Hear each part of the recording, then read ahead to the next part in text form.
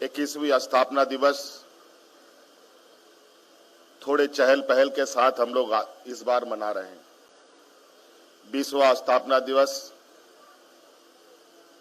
पूरे दुनिया में वैश्विक महामारी की वजह से बहुत सादे ढंग से मनाया गया था।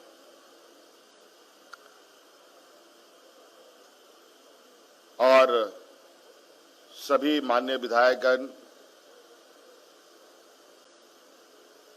और राजनीति से जुड़े लोग आज के इस दिन को हमेशा याद करते हैं और इस स्थापना दिवस को अपने अपने नजरियों से देखते हैं। इस स्थापना दिवस में नए अध्याय भी, हर एक स्थापना दिवस में नया अध्याय भी जोड़ने का प्रयास होता रहा है। आज हर बार की भांति इस बार पूरे विधानसभा सदस्यों के बीच में से उत्कृष्ट विधायक के रूप में आदरणीय रामचंद्र चंद्रवंशी जी को चुना गया है। सर्वप्रथम मैं बहुत बहुत शुभकामनाएं इनको देता हूं कि आप उत्कृष्ट विधायक चुनने के साथ ही इस मंच से जो आपने घोषणा की है शहीद परिजनों के बच्चों के संदर्भ में, निश्चित रूप से आप उत्कृष्ट विधायक के हकदार इससे प्रतीत होते हैं कि आप जरूर इसके हकदार रहे हैं। इसके लिए भी मैं आपको बहुत बहुत शुभकामनाएं, धन्यवाद देना चाहूंगा मंच की ओर से।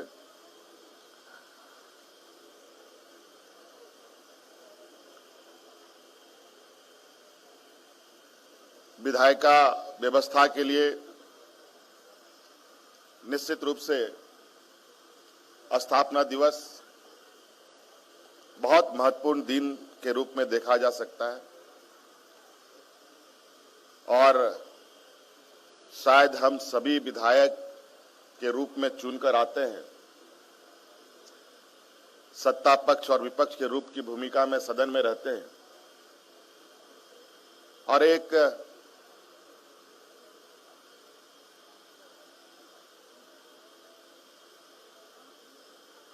परिसर के अंदर, एक हॉल के अंदर पूरे राज्य के विषय में चिंतन मंथन हम सब मिलकर करते हैं। कई खट्टी मिट्टी नोकझोंक के साथ सरकार के लिए, राज्य के लिए कई नीति निर्धारण हम सब मिलकर करते हैं और निश्चित रूप से विधानसभा किसी भी राज्य का एक ऐसा मंदिर होता है, एक ऐसा आईना होता है जहां पूरे राज्य भर का चेहरा दिखता है और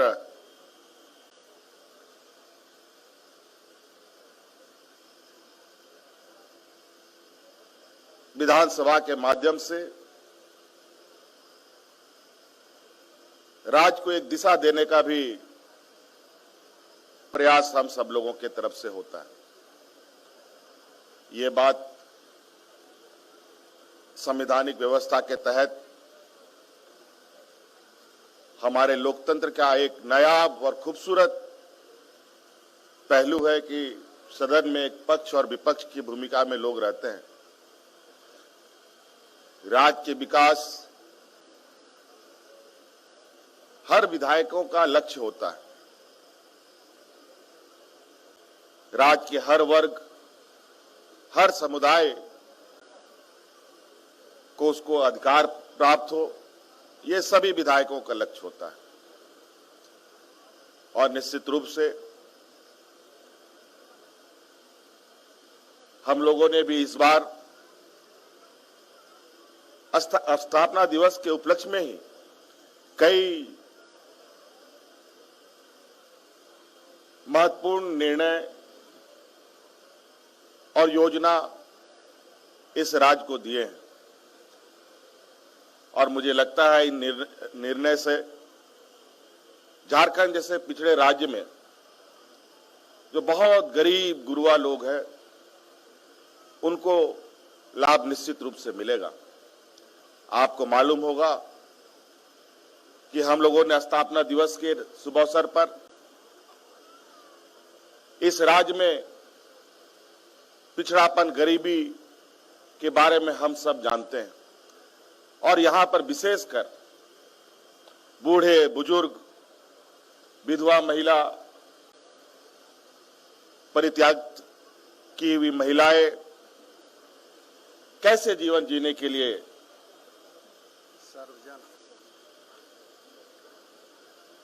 मजबूर है। हम लोगों ने सर्वजन यूनिवर्सल पेंशन स्कीम शुरू की है और आज इस पेंशन स्कीम के माध्यम से इस राज्य के हर एक बूढ़े बुजुर्गों को, इस राज्य के हर एक विधवा महिलाओं को और इस राज्य के हर एक दिव्यांग और परित्याग की गई महिलाओं को पेंशन सरकार देने के लिए संकल्पित है। अब इसमें कोई भेदभाव, ऊंच नीच, जात पात, लाल कार्ड, पीला कार्ड, हरा कार्ड का कोई ये नहीं रहेगा, लक्ष्य नहीं रहेगा। पहले सरकार के पास एक लक्ष्य होता था कि इस लक्ष्य तक की लोगों को पेंशन देने की आवश्यकता है। सरकार ने अपने कंधों पर जिम्मा उठा करके इस राज्य के हर एक व्यक्ति तक, हर एक बुजुर्ग तक जो 60 साल के ऊपर का होगा वो पेंशन के हकदार में आ जाएंगे और ये हमारी लक्ष्य है कि आने वाले सरकार के 2 साल के कार्यकाल पूरा होते होते इस राज्य के हर एक बुजुर्गों को, हर एक दिव्यांग को, हर एक विधवा महिला को और हर एक परित्याग की हुई महिलाओं को हम लोग पेंशन दे चुके होंगे, देना से प्रारंभ कर चुके होंगे। और आज इसीलिए स्थापना दिवस के अवसर पर ही सरकार आपके द्वार कार्यक्रम चला रही है, जहां हर एक ऐसे जरूरतमंद को योजनाओं का लाभ और जो पेंशन से छूटे हुए लोगों को जोड़ने का प्रयास किया जा रहा है। मैं समझता हूं सभी माननीय विधायकों को हमने कार्यपालिका व्यवस्था को सरकार आपके द्वार कार्यक्रम में सभी जनप्रतिनिधि को उसमें सहभागिता सुनिश्चित करने का भी निर्देश दिया है और कई जगह से मुझे खबर है कि माननीय विधायक, माननीय मंत्रीगण उन कार्यक्रमों में जा रहे हैं और मैं जानने का प्रयास भी करता हूं कि लोगों तक सरकार की आवाजें, सरकार की नजरें और सरकार की योजनाएं पहुंच रही हैं कि नहीं पहुंच रही। और यह सुनकर काफी खुशी हो रही है कि आज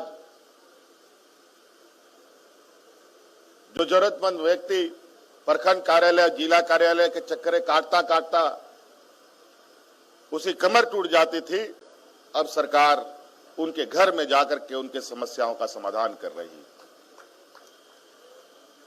आपने देखा होगा हम लोगों ने इस राज्य में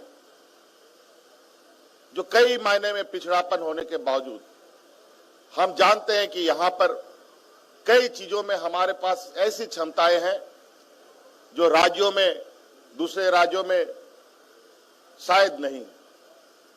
खनिज संपदाओं के ये से तो हम लोग पहले से ही देश दुनिया में चिन्हित है। इसके अलावा भी आज यहां पर खिलाड़ियों को सम्मानित किया गया। इस राज्य में पहली बार खिलाड़ियों को सीधी सरकार में नियुक्ति देने का काम सरकार ने किया है और ये अनवरत चलेगा, ये रुकेगा नहीं।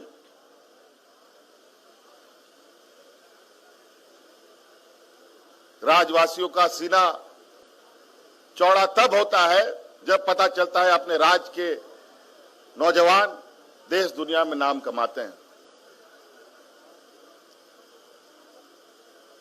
क्रिकेट खेल से लेकर के हॉकी से लेकर के अन्य खेल तक में, हमारे तीरंदाजी तक में विश्व स्तर का पहचान झारखंड ने बनाया है। उसी प्रकार झारखंड में अनुसूचित जाति जनजाति बहुल क्षेत्र है। हमारे बच्चे कई मायने में अच्छा शिक्षा ग्रहण करना चाहते हैं।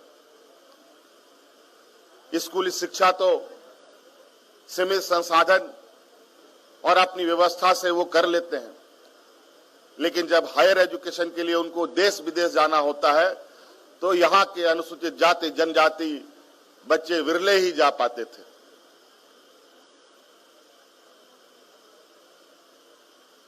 और इसलिए हमने पूरे भारत में झारखंड एक ऐसा पहला राज्य है जहां अनुसूचित जाति जनजाति के बच्चों को विदेशों में जाने के लिए 100% स्कॉलरशिप देने का काम कर रही है।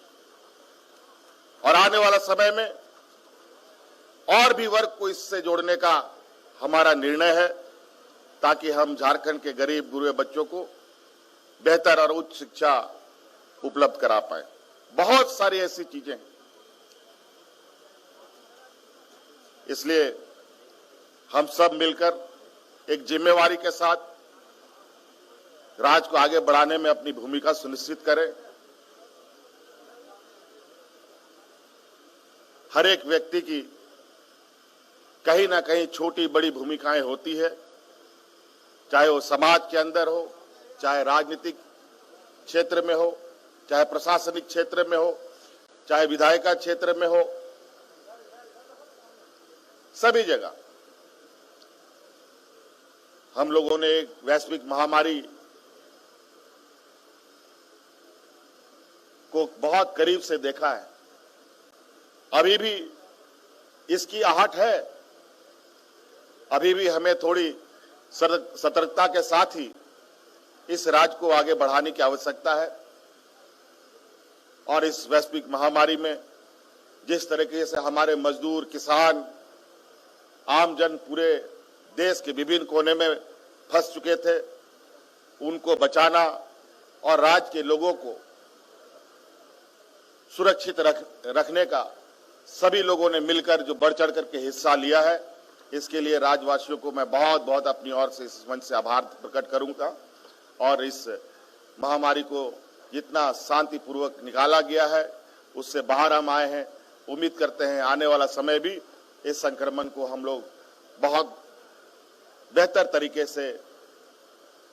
विवेकानंद विद्या मंदिर स्कूल एक CBSE affiliated English medium coed school है।